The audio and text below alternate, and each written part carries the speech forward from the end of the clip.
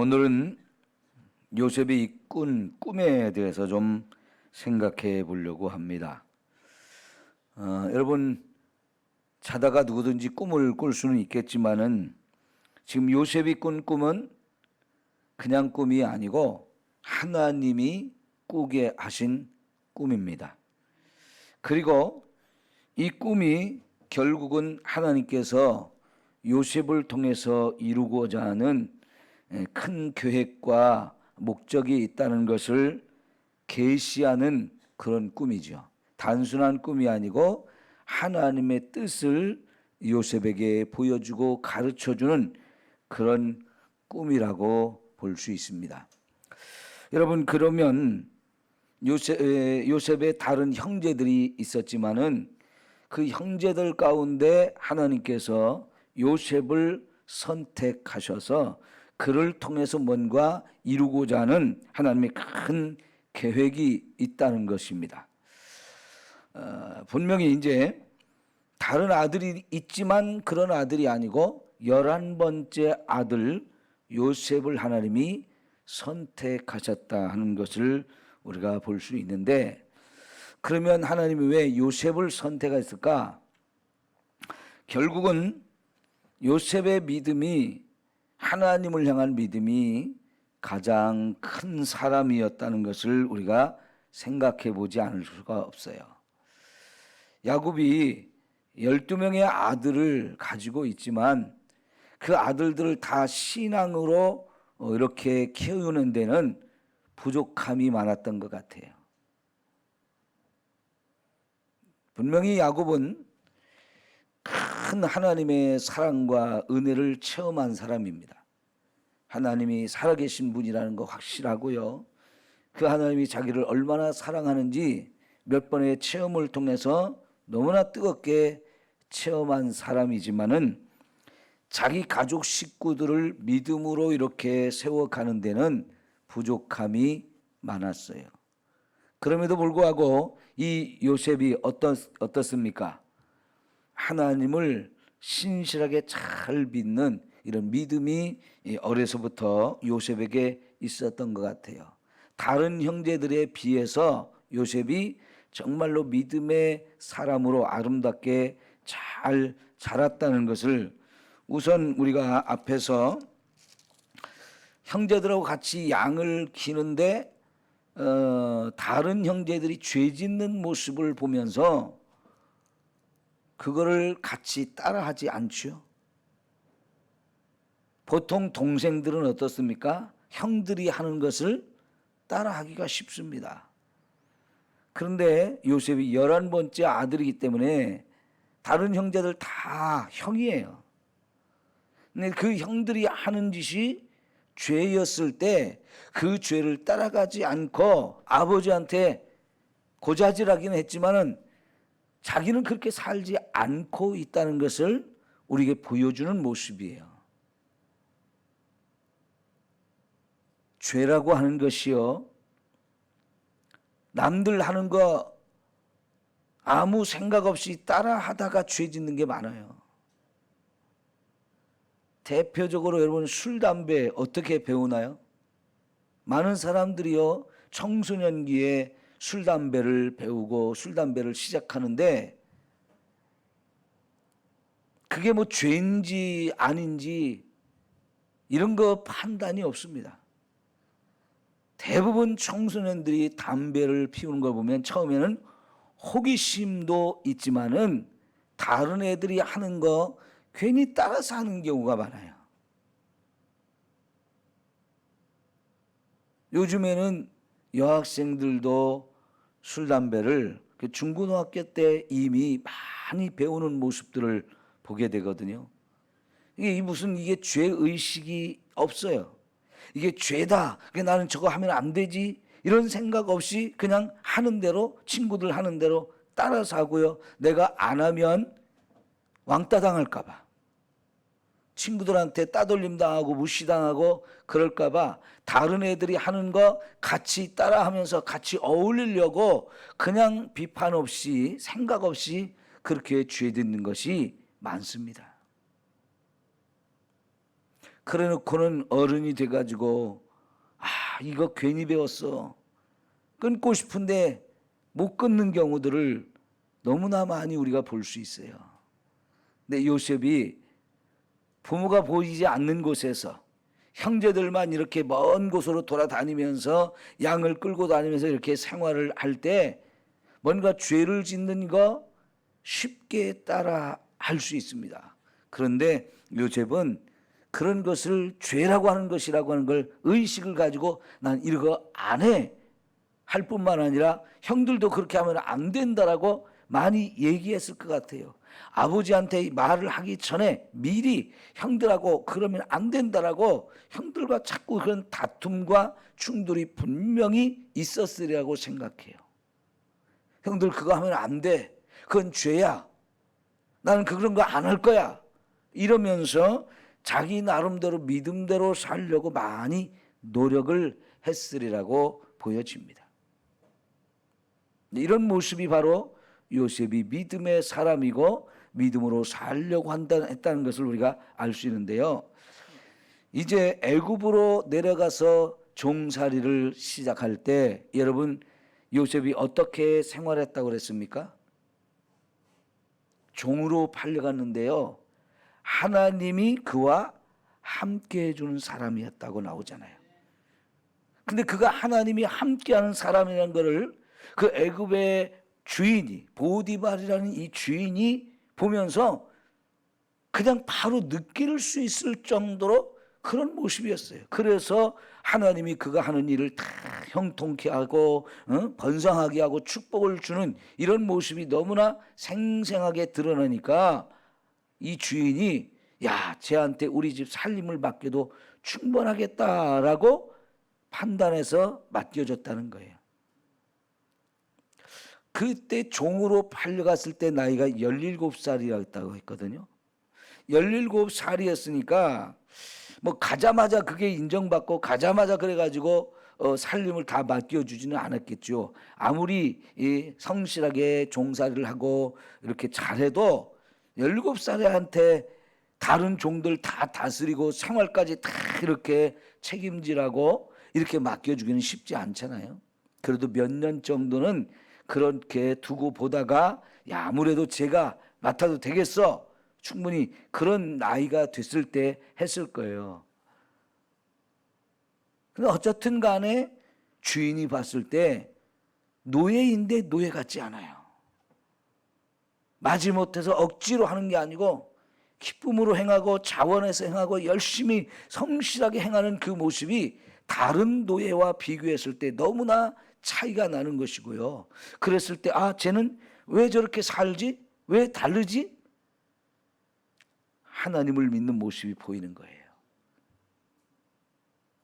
이런 것은 요셉이 아버지와 함께 생활하면서 얼마나 신앙적으로 살려고 참 노력했는가를 우리가 볼 수 있는 내용들이잖아요.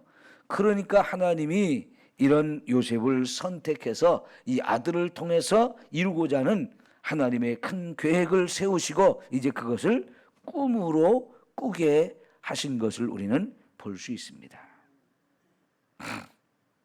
여러분,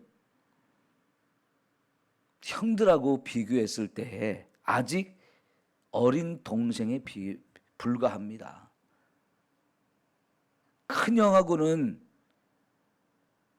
적어도 10살 이상은 차이가 나는 사람이에요. 그러면 17살짜리가 일하는 거하고 27 이상 되어진 그런 형이 일하는 거하고는 분명히 세상적으로 보면 큰 차이가 날 거예요. 그렇지만 하나님이 보신 것은 뭘까요? 그의 마음이고 그의 믿음이에요. 여러분, 하나님께서 다윗을 선택할 때도 뭐라고 그랬어요? 그의 중심을 보신다 그랬어요. 다윗에게도 수많은 형들이 있었죠. 근데 그 형들을 사무엘이 봤을 때 얘도 충분히 되겠다, 겉모습을 봤을 때 그랬어요. 그런데 하나님은 사무엘에게 뭐라고 말합니까? 너 겉모습 보지 마라. 내가 보는 것은 사람의 중심이다. 내가 봤을 때 그 8명의 형제 가운데 다윗이 바로 내가 선택하는 사람이야 하면서 어린 동생 다윗을 하나님이 선택하셨죠. 아마 그때의 기준과 이 요셉을 선택할 때의 기준이 거의 비슷했으리라고 생각이 되잖아요. 여러분, 저와 여러분이 세상적으로 인간적으로 나를 보고 다른 사람을 보고 비교하지 마십시오. 그래서 우리는요, 그 사람이 배웠느냐 못 배웠느냐, 가졌느냐 못 가졌느냐, 그 사람이 똑똑하냐 미련하냐, 많이 공부했느냐 적게 공부했느냐, 이런 거 가지고 자꾸 다른 사람을 평가하고 나 자신도 평가하는 경우가 많아요. 그게 우리가 눈에 보이는 것들이기 때문에 그런 걸로 우리는 평가를 하려고 하는데, 여러분, 하나님은 그런 것으로 사람을 평가하지 않는다는 거지. 그러면 여러분, 다른 사람이 있는 거 나에게 없어도 그것 때문에 나는 틀렸어, 나는 안 돼, 나는 못해, 이러면서 스스로 자존감이 떨어져 가지고 열등의식에 사로잡혀서 살게 되면 아무것도 하지 못합니다. 여러분, 정부에서 백신을 사다가 국민들에게 맞춰주는데 한꺼번에 다 사오는 게 아니기 때문에 조금씩 사오기 때문에 이거 백신을 맞는데 75세 이상만 오십시오 뭐 이러면서 하죠. 그럴 때 여러분, 75세 이상인데 나는 돈 없으니까 오지 마 그러면 어떻게 했어요? 이것처럼 서운한 일이 없을 것 같아. 그죠? 너는 촌사람이니까 오지 마 그러면 이게 진짜 열받는 거죠. 그죠? 근데 그런 거 따지지 않고 75세 이상이면 다 오십시오 이렇게 되니까 감사하잖아요. 그러니까 우리 백신 맞으면서 어르신들이 그래요. 이야, 참 우리나라 좋은 나라다. 예? 우리나라 좋은 나라다. 어쨌든 백신이 그냥 돈 내고 받으려고 하면 사실은 돈 꽤 내야 되거든요. 저희 아들이 태국에 있는데 태국에서는 돈 내야 백신을 맞은대요. 그러니까 대부분의 백성들이 돈이 없어서 백신을 맞으러 가지를 못해요. 돈 있는 사람은 가는데 없는 사람은 그걸 살 돈이 없으니까 못 간다는 거예요. 그럼 여러분, 이게 얼마나 서러운 거예요. 그죠? 근데 우리나라 이렇게 돈 있느냐 없느냐 따지지 않고 하여간 백신 들어오는 만큼 이번에는 몇 살, 이번에는 누구 이러면서 우선순위를 정해갖고 하긴 하지만 그래도 다 놔준다고 하는, 이게 보장이 돼 있으니까요. 좀 늦게 맞고 좀 먼저 맞고 이런 차이는 있지만 그래도 다 놔준단 말이죠. 여러분, 참 감사하죠. 자, 하나님께서요, 이 12명의 아들을 다 선택해서 할 수는 없어요. 한 명을 선택해서 하나님의 일을 하는데, 하나님이 요셉을 선택했을 때 뭘 보고 하셨을까? 제일 중요한 것은 믿음이에요. 믿음. 그리고 그 사람의 됨됨이에요. 여러분, 르우벤을 애굽의 총리로 세워놓으면 그 역할을 감당할 수 있었을까요? 베냐민을 애굽의 종살이로 보냈으면 그 종살이 견뎠을까요? 유다를 애굽의 종살이 보냈으면 유다가 애굽의 왕이 꾼 꿈을 해석할 수 있을까요? 아무나 할 수가 없어요. 이런 역할을 할 수 있는 사람, 믿음의 사람이었던 거예요. 그러나 믿음만 가지고 안 돼요. 그 사람의 인격이 또 돼 있어야 돼요.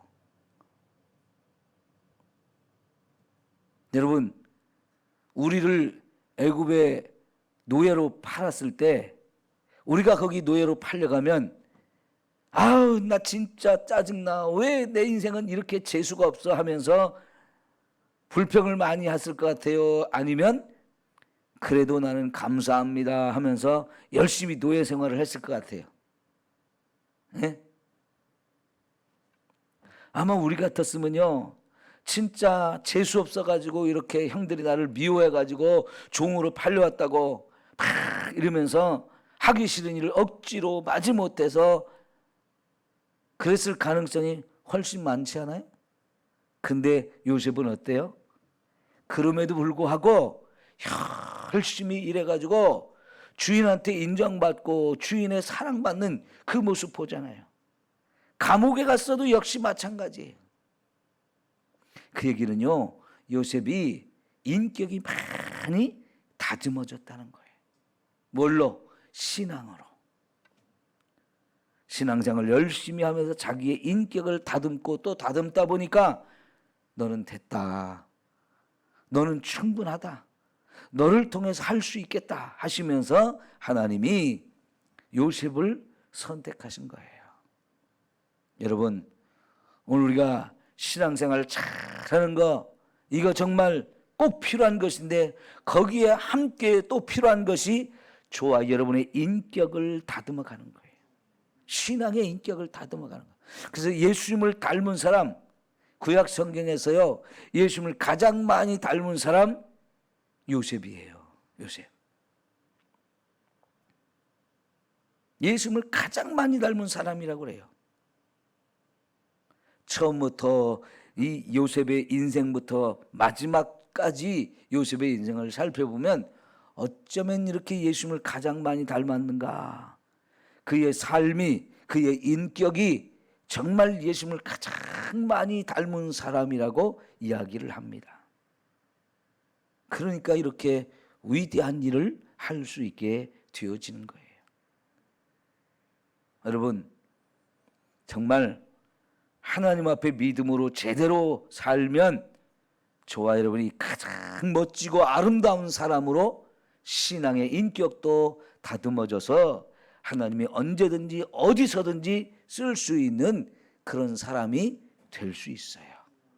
지금은 나의 어떤 조건이나 상황이나 이런 것들이 좀 부족하고 좀 못났어도 상관이 없어요. 미국에 케네스 핵인이라는 그런 목사님이 있었는데요, 우리나라 사람들이 이렇게 많이 아는 그런 분은 아닌데 사실은 미국에서 어마어마하게 유명한 분이에요. 이분은 태어날 때 1.6kg 정도밖에 자라지 못한 상태로 태어났어요. 1900년대 초에, 아니 1900년대 초에 미국에서 그렇게 1.6kg로 10달을 못 채우고 태어났으니까 몸이 진짜 살 가망성이 별로 없는 아이로 태어났어요. 그러니까 이 아이가 태어나기를 그렇게 태어나가지고 몸도 병을 가진, 장애를 가진 모습으로 태어났어요. 몇 번을 살면서요, 죽었던 적이 몇 번이에요. 죽었다가 다시 살아나고 죽었다가 다시 살아나고 몇 번을 그런 경험을 했어요. 몸이 너무 약해서 학교도 제대로 다니지를 못했어요. 그런데 15살 때부터 하나님의 특별한 은혜와 사랑을 체험하면서 하나님을 깊이 만났고, 그러면서 완전히 달라지면서요, 몸에 있던 질병도 다 치유받고 청소년기부터 설교자가 돼가지고요, 하나님 말씀을 설교하는 설교자, 전도자가 돼요. 그러면서 그가 많은 하나님의 일을 하면서 엄청나게 쓰임을 받게 되어지는데, 병든 자들을 엄청나게 치료하고요. 죽은 자도 살려요. 자기도 하나님에 의해서 죽었다가 다시 살아나는 체험들을 하거든요. 지옥을 갔다 오고 이런 많은 체험들을 하면서 하나님 말씀도 기가 막히게 선포하고 수많은 영혼을 구원하고 수많은 질병을 치유하는 이 대단한 분이 됐는데, 어렸을 때 태어났을 때의 모습과 자랐을 때의 모습은 너무나 보잘것없었어요. 사람 꼴도 못할 정도였어요. 의사들이 여러 명이 이 아이는 다 죽는다, 100% 죽는다, 다 이런 판단을 내렸던 아이고, 의사들이 전혀 그 병을 고칠 수 없는 그런 몸을 가진 아이였지만, 그러나요 하나님 안에서 믿음을 가지고 사는 동안에 얼마나 달라졌는지 하나님이 그를 놀랍게 쓰셔요. 오늘 하나님이 저와 여러분을 얼마든지 쓰실 수 있어요. 저와 여러분의 어떤 몸의 건강 상태라든가 배웠느냐 못 배웠느냐 이런 거 따지지 않습니다. 가졌느냐 못 가졌느냐 이런 걸 따지지 않고요. 믿음을 보셔요. 믿음. 내가 이 믿음 안에서 나를 얼마나 믿음을 말씀대로 살려고 하고 하나님의 예수님을 닮아가는 이런 삶을 사느냐에 따라서 하나님은 저와 여러분을 쓰시는 게 달라지는 거예요. 그러므로 여러분, 지금 내가 어떤 그지 나이를 먹었느냐 안 먹었느냐 이런 거 중요하지 않아요. 얼마든지 지금도 저와 여러분을 하나님이 쓰실 수 있어요. 하나님의 은혜로 우리가 얼마든지 쓰임받을 수 있다는 생각을 가지고, 하나님 나 좀 써주십시오.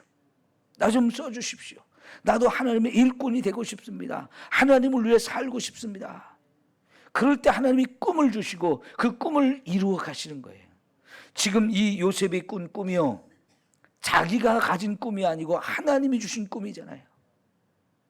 그를 이렇게 높여주시고 그를 통해서 하실 일들이 있다는 거잖아요. 하나님이 저와 여러분을 잡으시면, 그분이 나를 쓸 계획을 세우시면 얼마든지 우리가 쓰임받을 수 있다 하는 거거든요. 예? 하나님께 쓰임받는다는 거 얼마나 멋진 일이에요. 하나님은요 우리를 구원하기도 하셨지만 우리를 쓸 계획을 갖고 계세요. 하나님이 나를 어떻게 쓰기를 원하십니까? 이걸 물으면서 그 일로 내가 쓰임받을 수 있도록 나를 준비하고 나가면 하나님이 얼마든지 저와 여러분을 통해서 일하시고 놀라운 역사를 이루십니다. 그래서 하나님 내게도 꿈을 주십시오. 그러니까 여러분, 사도행전 2장에 성령을 부어주실 때 뭐라고 말씀하십니까? 성령을 받으면 남종과 여종이, 어린아이도 늙은이도 꿈을 꾸며 환상을 보리라고 말씀하시죠. 거기서 말하는 꿈이 그거예요. 하나님이 주시는 꿈. 그 사람을 통해서 앞으로 하나님이 이루고자 하는 비전이에요. 그런데 어린아이에게도 그런 것을 주시고 늙은이에게도 그런 걸 주신다는 거죠. 성령이 저와 여러분을 통해서 얼마든지 그런 일을 하겠다는 거예요. 예?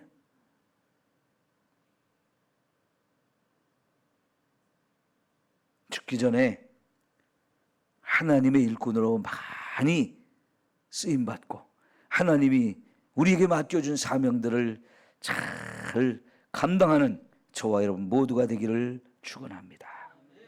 기도합시다.